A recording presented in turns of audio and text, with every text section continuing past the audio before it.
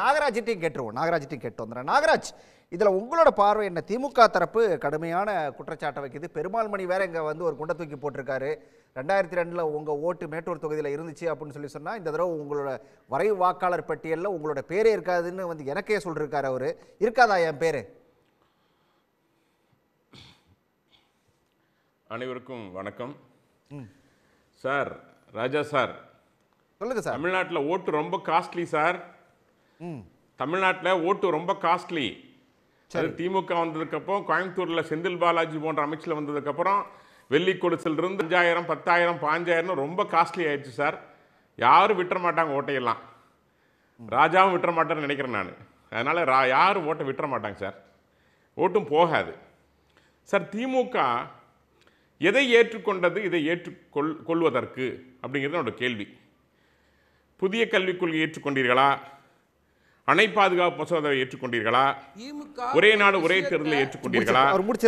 சாகர்மாலாவை ஏற்றுக்கொண்டீர்களா? Article 370 ஏற்றுக்கொண்டீர்களா? குடியுரிமை திருத்த சட்டத்தை ஏற்றுக்கொண்டீர்களா? சரி, நாம இப்ப எஸ்ஐஆர்க்கே வந்துருவோமே. இப்ப நேரா எஸ்ஐஆருக்கு வந்துருவோம்.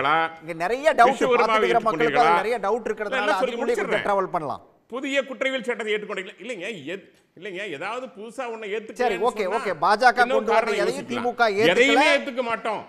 ஓகே ஏன்னா அது திமுகவின் குடும்பத்திற்கு நன்மை வைக்கும் என்றால் அதை ஏற்றுக்கொள்வார்கள். நாட்டிற்கு நன்மை பயக்கும் என்றால் ஏற்றுக்கொள்ள மாட்டார்கள். எஸ்ஐஆருக்குள்ள வருவாங்க. பதில் சொல்லுங்களேன். நான் என்ன கேக்குறேன் சார், அவரு இன்னைக்கு 65 லட்சம் சார், நீங்க கேட்ட கேள்விக்கு பதில் சொல்லுமல்ல. ஒரு நிமிஷம் இல்ல ஒரு 30 இல்ல அவர் முடிச்சிட்டோம். அடுத்த ரவுண்ட்ல விரிவா போலாம். அவர் முடிச்சிட்டோம். சொல்லுங்க நாகராஜ். ஏன் பதறாருன்னு தெரியல அவரு. பதறாதீங்க சார். இல்ல சார், நியாயமா எனக்கு ஒரு கேள்வி மட்டும் பதில் சொல்லுங்க சார். இன்னைக்கு பீகார்ல இத கேட்ட இல்ல நாகராஜ், ஒரே ஒரு கேள்வி சார். இல்ல இன்னைக்கு பீகார்ல வரைவு இறுதி வாக்காளர் பட்டியல்ல 69 லட்சம் பேரை நீக்கி இருக்கீங்க.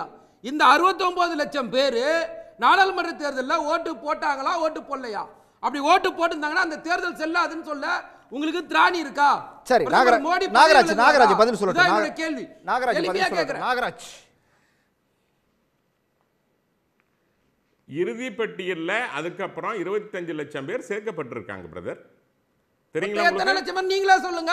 யார் செத்து போனாங்களோ அவங்க பேர் இல்ல முடிச்சிடுறேன். யார் செத்து இல்ல நான் முடிச்சிடுறேன். மதிவான என்ன பேச விடுங்க. நான் தொலைத்தொடர்பு பேசுறேன் சார். நீங்க சப்ஜெக்ட் இல்லாம யார் இறந்து விட்டார்களோ ரெண்டுத்துக்கு வித்தியாசம் இருக்கு. சப்ஜெக்டோட தான் பேசுறேன். யார் இறந்து விட்டார்களோ அவர்கள் பெயர் நீக்கப்பட்டு விட்டது. அவர்கள் வந்து ஓட்டு கேட்க போறது இல்லை. யார் உயிரோடு இருந்தார்களோ, யாருக்கு ஓட்டு இல்லையோ அவங்க ஓட்டு கேட்டாங்க, அவங்களுக்கு ஓட்டு கொடுக்கப்பட்டு விட்டது. நான் ஒரே ஒரு உதாரணம் சொல்றேன். இன்னைக்கு என்ன வந்து பிஎல்ஓ பார்த்தாங்க. என்னுடைய கவுண்டம்பாளையம் தொகுதியில் 451 நம்பர் பூத்துல இருந்து பிஎல்ஓ என்ன வந்து பார்த்தாங்க. என்கிட்ட 2 ஃபார்ம் கொடுத்துருக்காங்க. 2 ஃபார்ம் கையில் வச்சிருக்கேன். ரொம்ப தெளிவா அவங்க கேட்டிருக்காங்க. உங்களுடைய ஓட்டு ஒரு கேள்வி. நீங்க ஃபார்ம் கையில வச்சிருக்கீங்க இல்லையா நாகராஜ்? ஒரு செகண்ட். நீங்க ஃபார்ம் கையில வச்சிருக்கீங்க. இன்னைக்கு முதலமைச்சரும் அதே ஃபார்ம் கையில வச்சிட்டு சில கேள்விகளை கேட்டிருக்காரு. முதலமைச்சருக்கு அந்த சந்தேகம் இருக்குது. அதனால அந்த சந்தேகத்தை இப்ப நீங்க நிவர்த்தி பண்ணுங்க.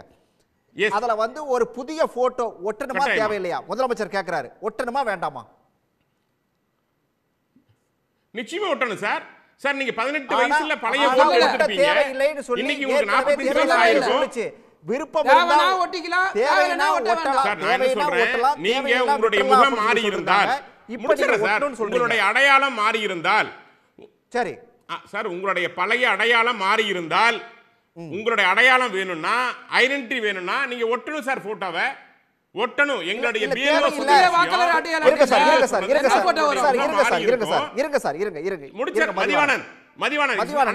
பேசாதீங்க. சரி சரி, புதிய போட்டோ அப்ப ஒட்டணும். பழைய போட்டோ எனக்கு வந்து ஏதோ அடையாளம் மாறல அப்படினா நான் அப்படியே விட்டுறலாம். ஒட்ட தேவையில்லை. அப்படிதானே நாகராஜ்?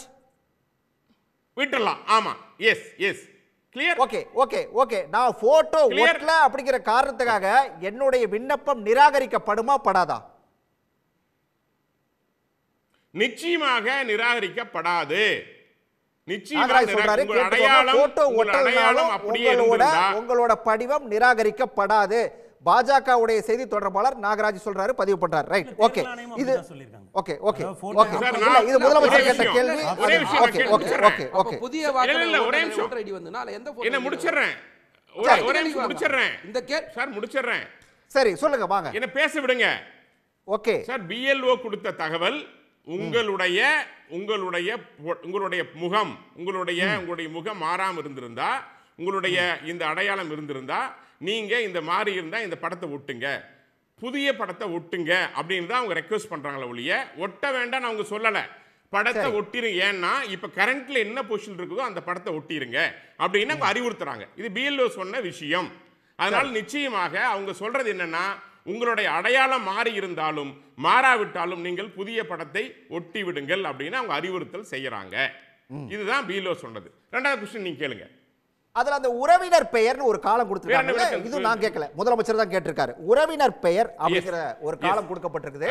அதுல 2 காலத்துல யார் அந்த உறவினர், அது யாரை போடுறது? அப்பாவை போடுறதா, அம்மாவை போடுறதா, அக்காவை போடுறதா, அண்ணனை போடுறதா, தங்கச்சியை போடுறதா, மாமாவை போடுறதா, சம்பந்தியை போடுறதா, இதை கேட்கிறாரு. சொல்லுங்க இதை. எஸ் சார், இப்போ முதலமைச்சர் கேட்டிருக்கிற கேள்வி என் கையில கார்டு இருக்கு, அனைவரும் ஃபோக்கஸ் ஆக நினைக்கிறேன். இது என்னோட மகனுடைய கார்டு.